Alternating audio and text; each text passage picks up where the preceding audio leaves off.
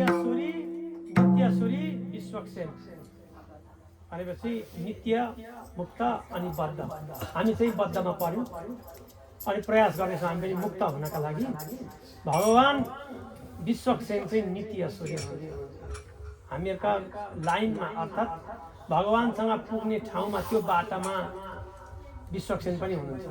माथिबाट आउँदाखेरि जब अवरोह भनिन्छ, अवरोह भनेको उँभोबाट उँभो आउँदाखेरि चाहिँ पहिले भगवानलाई भनियो, त्यहाँदेखि अनि श्रीयै नमः भन्दै आइन्छ नि होइन, उँभोबाट भगवानलाई, त्यहाँदेखि लक्ष्मीलाई, अनि तुरुन्त विश्वक्सेनको पालो। अब ती सूर्यहरू खुसी पारियो भने हाम्रो पनि काम बन्छ भनेर त्यस्तो कल्पना छ। त्यसो हुँदाखेरि नित्यश्वरी विश्वक्सेन भगवानका धामका लागि चाहिँ उहाँ हुनुभयो।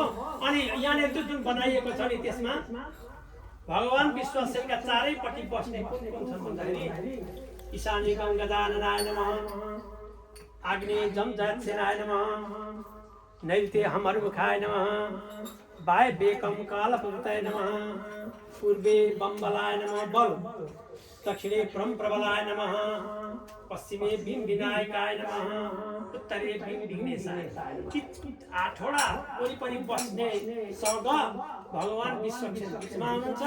यहाँहरू सबैको पुकार गर्न सक्यो भने भगवान प्राप्त हुन्छ है भन्ने चाहिँ रङ्गेश भगवान रङ्गेशलाई चाहिँ भनिदिनु है। यहाँ हामीहरू यसो गर्दैछौँ, यो तपाईँलाई हामीले सन्देश पठाएको, हामी पनि मुनिबाट आउन प्रयास गर्दैछौँ, भगवानलाई हाम्रो ठाउँ तयार पारिदिनु अरे है, भनिदिनु है भनेर यो अहिलेको भजनले भनेको। त्यसरी बनाएको छ यो जुन भजन। त्यसले गर्दाखेरि यदि दिनै पछि गाउन सक्यो भने त सबैको नाम पनि जान्यो। अब गाउनेमा कोही बेला गान मात्रै हुँदाखेरि त्यो पनि कमसेकम सुन्न कर्णप्रिय चाहिँ भयो। भक्तवत्सल